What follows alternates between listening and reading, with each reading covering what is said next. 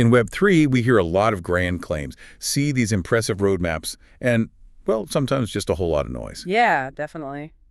But how do you, the informed participant, sort of cut through that hype to find what's genuinely real, what's verifiable? Good question. Today, we're diving into Web3's unblinking truth. On-chain proofs. If you're still, relying on colorful PDFs or screenshots, maybe prepare for a mindset shift. That's right. Our mission today really is to equip you with the tools for real Web3 sovereignty. So, distinguishing talk from truth. Exactly. This deep dive is all about empowering you to distinguish between those compelling narratives and the absolute verifiable facts.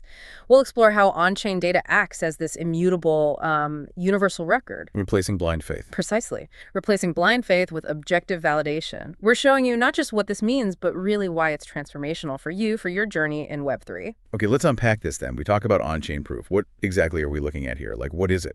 Well, at its core, an on-chain proof is data that's written in digital stone. It's the blockchain turning the old world's reliance on trust. Right, just believing someone. Into objective validation through cryptographic certainty. You don't just believe reports about a token's supply, you actually see its hard-coded limits or the current count in the smart contract itself. You can just look it up. You can just look it up. You don't trust speeches about locked liquidity. You confirm it in the code, making sure those assets are genuinely, inaccessible. And definitely not screenshots. Oh, absolutely not. You certainly don't rely on screenshots of transactions. You read them directly on a blockchain explorer. Verifiable by anyone, anytime. That digital stone analogy is powerful. It's interesting, though, how our old Web 2 habits can kind of creep in, isn't it? They really can. Many of us, when we first enter this space, we unconsciously bring that Web 2 mentality. We get sort of captivated by things that look good but are easily faked. Like those screenshots again. Exactly. But this brings us to a really fundamental question for anyone serious about Web 3. What's the only valid thing to ask for? Yeah, the only truly valid question is, show me on-chain. Simple as that. No link, no proof. Pretty much. Without an Explorer link, it's like, believing a fisherman's tall tale without ever seeing the fish. Screenshots, as the source material puts it so well, are basically digital trash.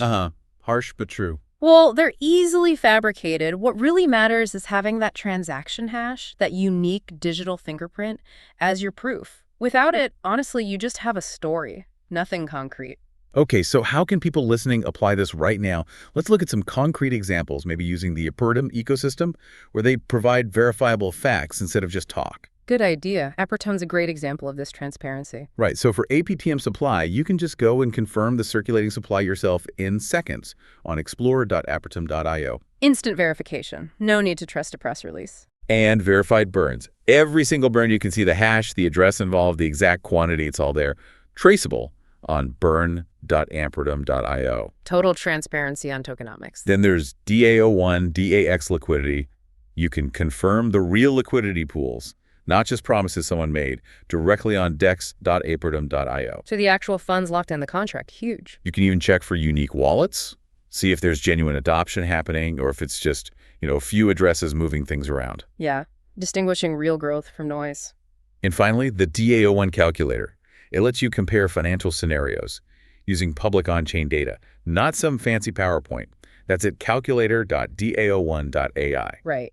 Data-driven decisions, not presentation-driven ones. This whole shift is transformative because these on-chain proofs, they just cut through all the fog, all the hype. So if someone promises solid liquidity, you confirm it via the Explorer if they guarantee a limited supply. You check the smart contract for, like, a mint function. Exactly. See if they can actually make more. If a historic token burn is announced, you verify the transaction hash. Got it. The blockchain offers this undeniable history. The noise, the confusion, that's usually human interference or, frankly, misdirection. That's a bold claim, though. Undeniable history. What about maybe deliberately confusing smart contracts or projects that use on-chain data but spin it misleadingly? How do we spot that? That's a fair point, and that's where your informed vigilance comes in. The data is public, open, and usually organized by explorers.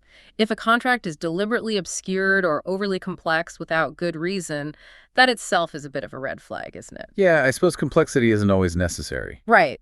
The transparency inherently projects towards accountability. Now here's the psychological bit.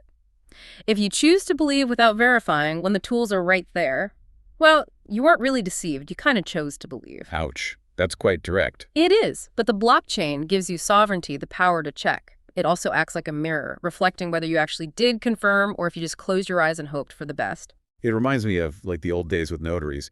You paid someone official to stamp a document as true. Exactly. That's a perfect analogy. In Web3, the entire network acts as the notary. And the stamp, that immutable transaction hash, is basically impossible to erase or fake. So when DA-OR1 announced APTM burns, You could just open the Burn Explorer, find the transaction, see the hash yourself. That single hash is a far more powerful statement, a much more profound proof than any marketing campaign could ever dream of being. it makes sense.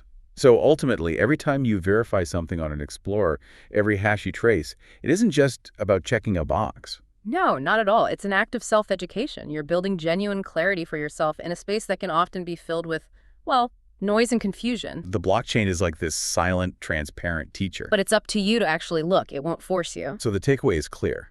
On-chain is an opinion. It's not a promise. It's not just a narrative someone cooked up. It's verifiable proof. And in Web3, really, only proof counts in the end. And projects like Apertum, they give you all the open tools to see that proof. If you don't use them, you're essentially operating on blind faith. You're stuck in the old paradigm. But if you do use them, you step into true sovereignty, clarity, data, and that objective validation we talked about. So maybe something for you to think about this week. An on-chain link is worth more than 1,000 speeches. Remember that. Definitely. We really encourage you to use this deep dive, use these ideas, to look beyond the narratives, always ask for the links, and truly confirm things for yourself.